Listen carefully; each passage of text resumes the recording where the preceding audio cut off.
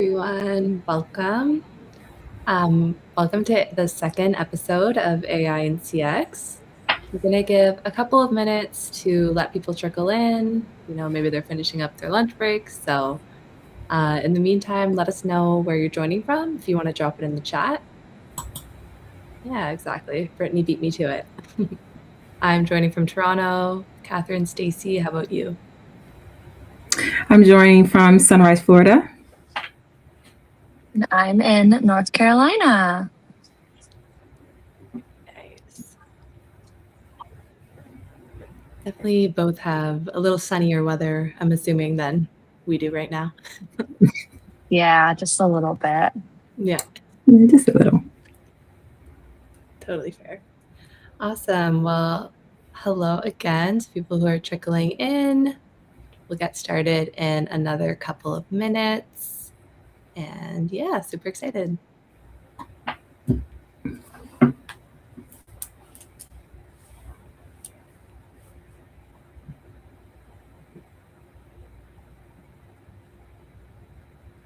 Awesome. Cool. Okay. Well, we have a pretty packed agenda and a lot of good content to get through today. So I think we'll kick things off. Welcome everyone to the second episode of AI and CX. Today, we're going to talk a little bit about building a conversational commerce strategy that converts. Super timely right after Black Friday, and as people are gearing up for 2026, I think there's a lot of great content that's going to come out of this. So we'll just do a little bit of a round of introductions. I'm Gabrielle. I work on the content team here at Gorgias, and I get to work with a lot of our awesome customers and see how they're using Gorgias to make their customer experience better. And one of those brands is Cornbread Hemp. So super excited to be joined by Catherine and Stacy today from Cornbread. So if you both want to introduce yourselves and let us know what you do at Cornbread, that'd be great. Hey, I'm Catherine. I'm the Senior Director of Customer Experience and Retention here at Cornbread Hemp, working really closely with Stacy and an amazing team to bring premium hemp wellness to any and everybody who needs it in their life. And my name is Stacy Williams. I am the Senior Customer Experience Manager at Cornbread Hemp. I've been with Cornbread for just about 6 months, a little less than that, and working with Catherine on optimizing our AI and Gorgias interactions. Amazing. Thank you both. Awesome. So we'll just jump right into it. I'll get started by going through an agenda of what we're going to cover today. So we'll start off talking a little bit about how customer education drives conversions, and then we'll talk a little bit more about the new day-to-day for CX roles and how that's changing with AI. And then Stacy and Catherine are going to share a little bit of the results that Cornbread saw during Black Friday and Cyber Monday and how that's helping them gear up for their peak season in January. And we'll be sure to leave some time at the end for Q&A. So at any point throughout today's presentation, if you have a question, feel free to drop it in the chat and we'll be sure to answer it at the end. Cool. Okay, so to start off, we're going to talk a lot about how education drives conversions and specifically how Cornbread's shopping assistant answers pre-purchase questions that helps turn browsers into buyers and reduces some of that hesitation that you see. But before we do, we'd love to kind of start with an audience poll. So if you head over to the poll tab, let us know how much education do your customers typically need before buying. So is it a lot? Is there a ton of hand-holding throughout the process? Is it more moderate? Maybe there's a few questions. Is it really none at all, or are you not sure? So give everyone a couple seconds to answer. We see some votes coming in, so we've got a little bit of a split, a lot of needing reassurance. Okay, awesome. Totally makes sense. Cool. So feel free to keep dropping your votes in, but we're going to move on to our first question. So Catherine or Stacy, can you tell us a little bit about Cornbread Hemp and the products that you sell? Yeah, so Cornbread Hemp started in Kentucky and the States, still located there. We have a really great company. We've seen growth like 2 times each year, which is super amazing. So 200%.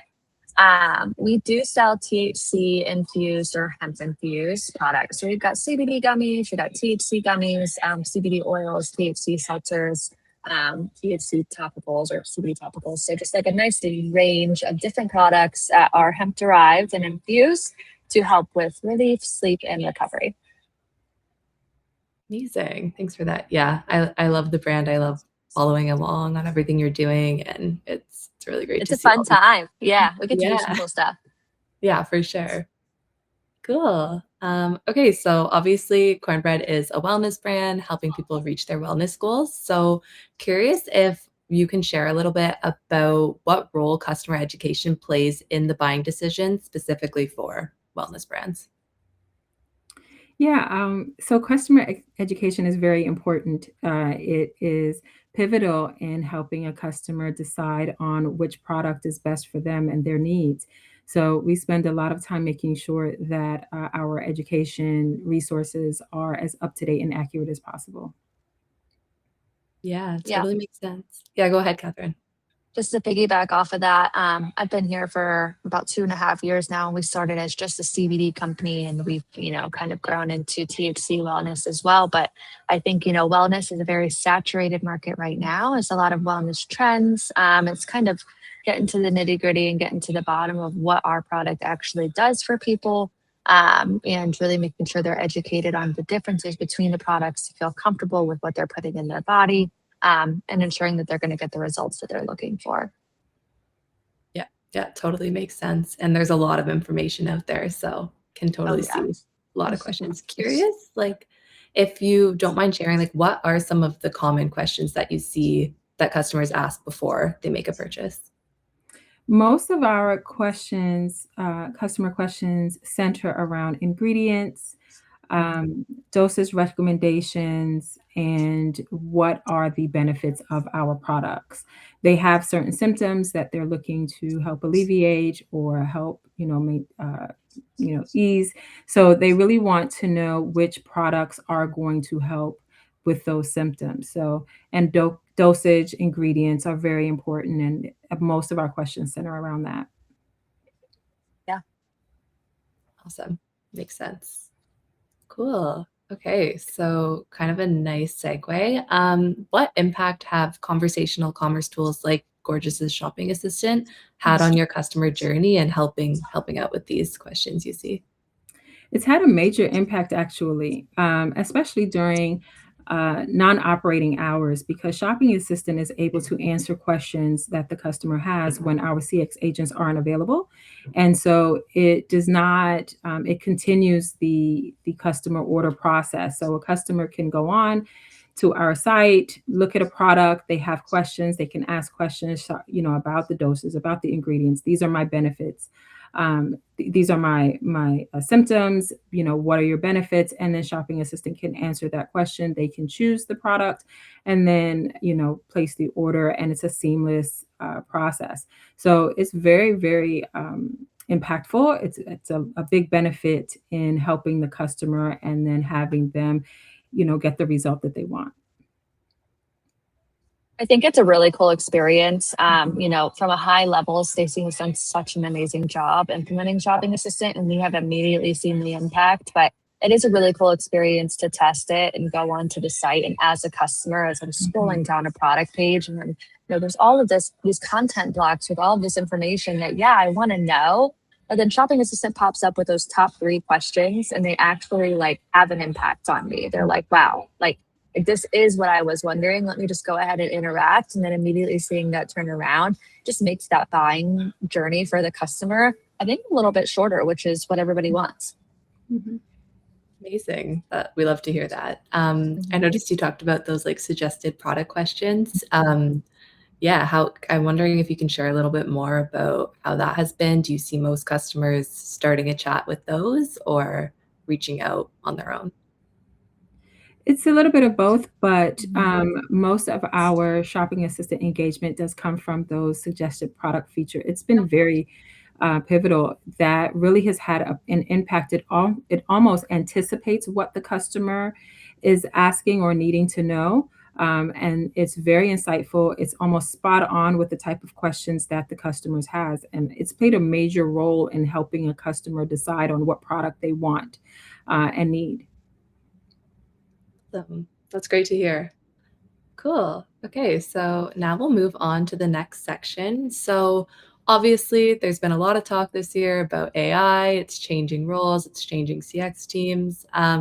So, yeah, we're going to chat a little bit about how traditional roles are evolving and changing in the age of AI. So we'll start things off with another poll. So curious how everyone thinks CX roles are going to evolve with AI in 2026. So a couple of options for you here. Are they going to be more strategic and less reactive, higher problem solving, more focused on driving revenue, or do you think they're going to stay largely the same as 2025? So we'll give everyone a couple seconds to vote. So we've got a bit of a mix here again. Seems like focus on driving revenue is pulling ahead. So awesome to see. Cool. Okay, so feel free to keep on voting, but we're going to move on to the next question. So, Stacy, I understand that you led the rollout of Shopping Assistant for Cornbread. So, curious if you can walk us through what that looked like from idea to implementation, now to like optimization and everything. Sure. So the rollout was fairly simple.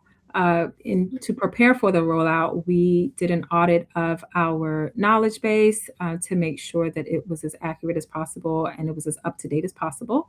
And then once we did that, we met with our shopping assistant representative, and she basically was our direct contact. So we launched Shopping Assistant, which was literally the flip of a switch. And from there, we started to see much more engagement. And then we met fairly frequently over a few, I think about 3 to 4 week time frame. We met weekly and we looked at the different engagements that we were receiving, different tickets that we were receiving through Shopping Assistant, analyzing, making sure that the feedback was done. We did a lot of feedback, a lot of AI feedback during that time, teaching Shopping Assistant what responses were appropriate, what weren't, and then also making sure that it had the knowledge base to pull that data so that the responses were accurate. So we did a lot of auditing during that time, and then we were sort of just left after that in a good way, not left on our own. But at that point, we were able to strike out on our own and really monitor and audit Shopping Assistant. So it was a very easy, seamless process. It wasn't a long and time-consuming process at all, and we were able to ask any questions that we had. Anything that we thought maybe we could improve upon, they were quickly resolved. And it was a very easy process. It was not complicated at all. Literally the flip of a switch and just making sure that our data and information in Gorgias was up to date and accurate. Amazing. Awesome. Love to hear that it was easy. And I think a huge part of that is probably how much prep work you put into that and making all your knowledge docs up to date. So kudos to your team there. Thank you. Cool. Okay, so now curious about like more generally, how has your day-to-day changed since introducing conversational commerce? So I know you mentioned it was pretty easy and pretty low lift process, but that like monitoring and keeping an eye on it and optimizing, what has that impacted your role or So how? that continues. I do audits, almost on a biweekly basis. I'm constantly looking at our knowledge base, if anything, any new products are rolling out. Constantly updating our knowledge with new promotions that we have, any limited time offers that's pivotal and important to make sure that AI has that information. Anything that is changing that we may have going on internally, I make sure that the knowledge base is up to date with that. Um, Making sure that our macros are up to date, our tags are up to date, all of the information that we house in Gorgias, I look at least on a biweekly basis, if not more often than that. because I want to be sure that AI is pulling that information and that it's up to date. Also, providing AI feedback. I do that on a daily basis. I audit tickets daily, making sure that the responses that AI is providing is accurate. And I'm thankful to say that it is. We very rarely have situations where AI is not responding or shopping assistant is not responding accurately. So that for me, from a leadership standpoint, is most pivotal. From a CX standpoint, it allows them to now focus on higher level, you know, tickets or customer issues that they need to resolve. AI handles, more straightforward things, and our agents now really are more engaged in, like I said, more complicated, higher level resolutions or issues. Amazing. Yeah, sounds like a win. Agents can focus on more meaningful work, and AI takes away the busy work. And perfect segue for our next question here, which is all about, like you kind of mentioned, what Mhm. other high value tasks can your CX team focus on now with the additional bandwidth that you get from shopping assistant and AI agent kind of taking over the repetitive work? Well, now we have been able to expand our customer service, our customer experience into social media. Our team now works with our the other portion of our marketing team on the social media, Facebook and Instagram and such. So now, a lot of times, if customers don't reach out through our more traditional omni-channel and they reach out on social media, we're able to provide that because AI now gives us that bandwidth to do so.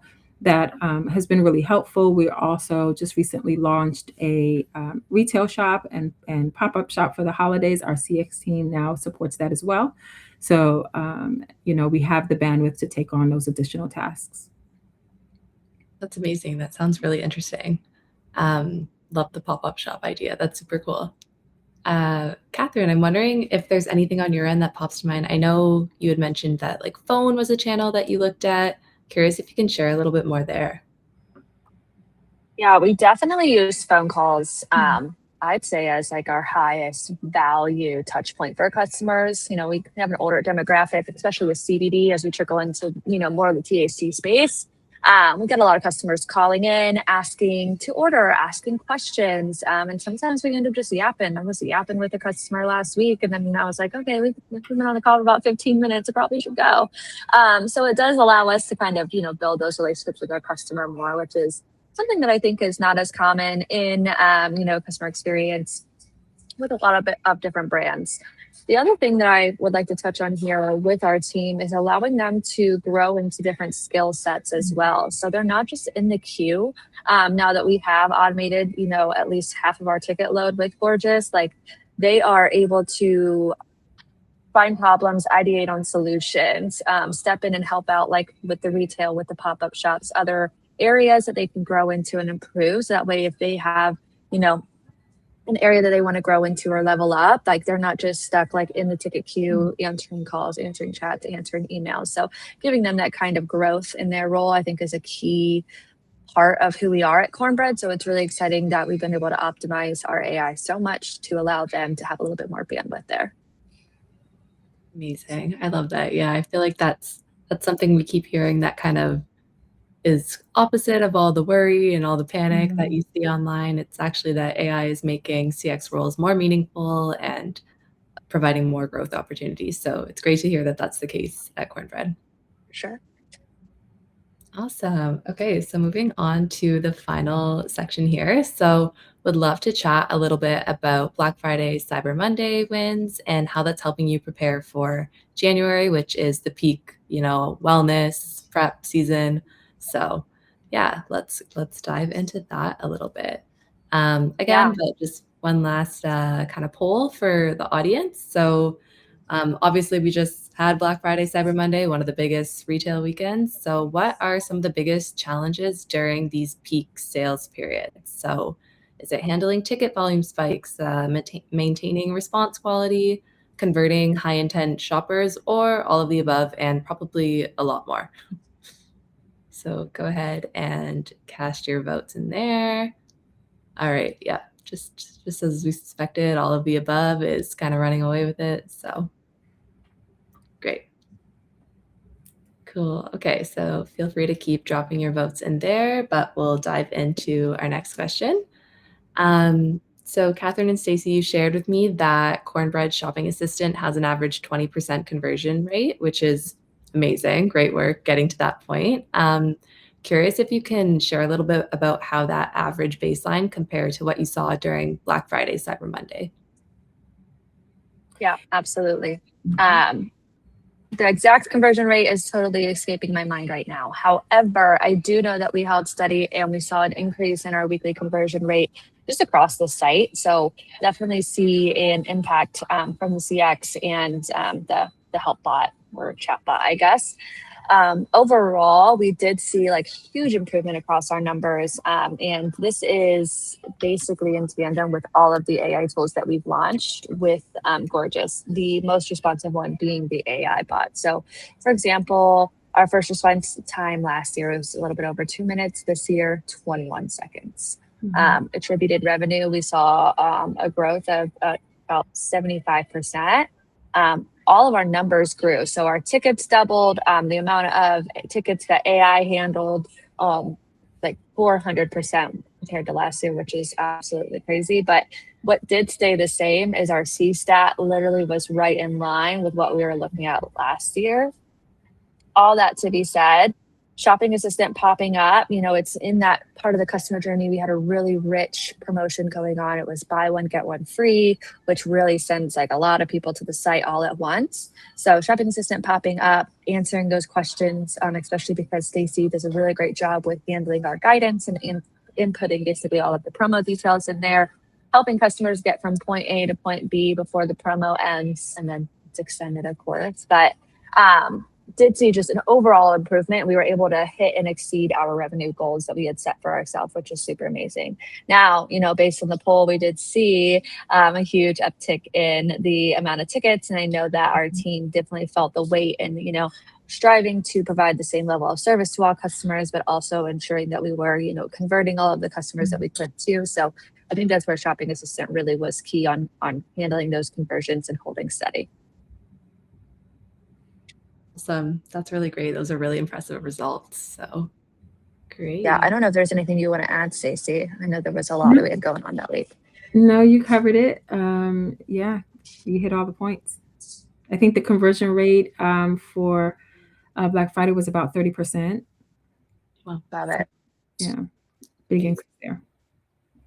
Great. Okay. So obviously you did a lot of work to get these results. So curious if you can share what you did specifically to prepare the AI shopping assistant for BFCM. And what do you think made the biggest impact there?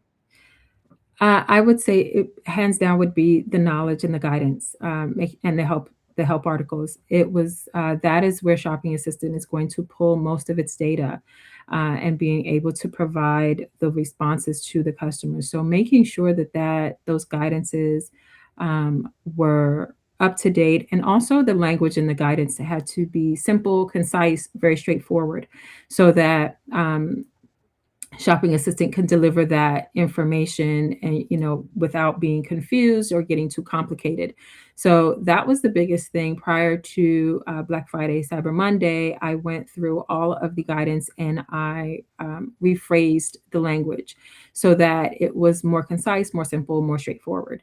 And that was really, really pivotal. And we did see much more satisfaction when it came to product recommendations and delivering the data for, as Catherine mentioned, the promotion that we had going on Black Friday, which, was extended over a few days. So making sure that was updated was very, very crucial. Awesome. Yeah, just adding like the results of that, like Stacey did so much work, right? I say so much work. It's, she's got this wrapped up and so easy to do. But when you're providing that guidance to the AI shopping assistant, like knowing what amount of like load that it takes off of the agents, which I think is super cool. So seeing that based on our Black Friday to Cyber Monday timeframe, we saved over 4 days of time of human agents is like absolutely crazy. Yeah. I don't know how we could do it without it at this point. Amazing. Love to hear that. Well, awesome job. Cool. And then last question here. So heading into January, obviously January is a very busy time for wellness brands. How are you optimizing anything based on what you learned from BFCM? Well, one of the things that we're looking at right now is optimizing the product quiz for customers. If you go onto our site, a shopper can, in addition to answering questions or getting questions from Shopping Assistant, we do have a product quiz.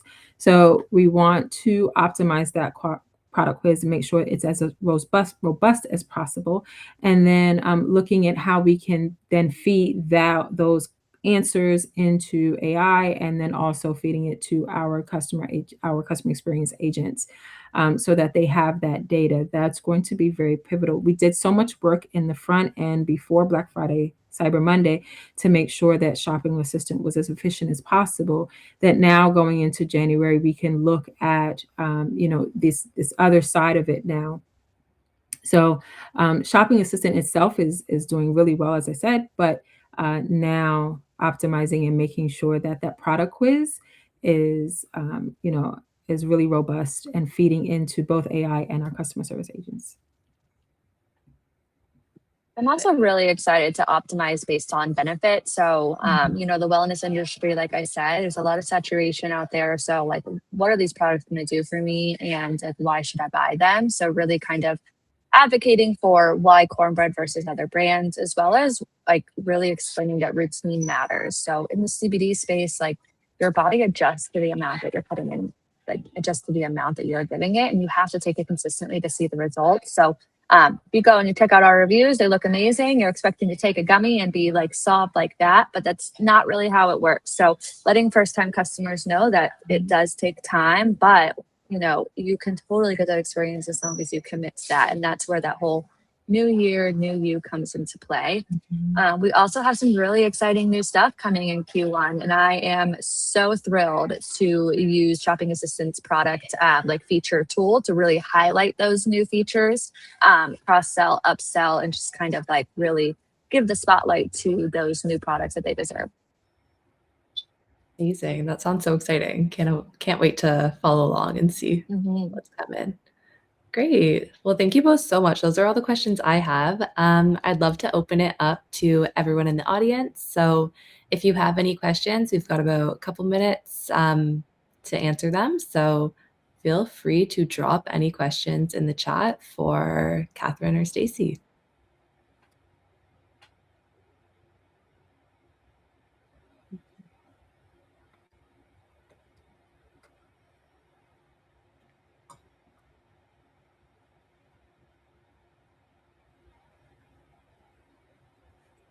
In the meantime, would either of you want to share any advice you have for any other brands who are thinking about exploring Shopping Assistant or conversational commerce?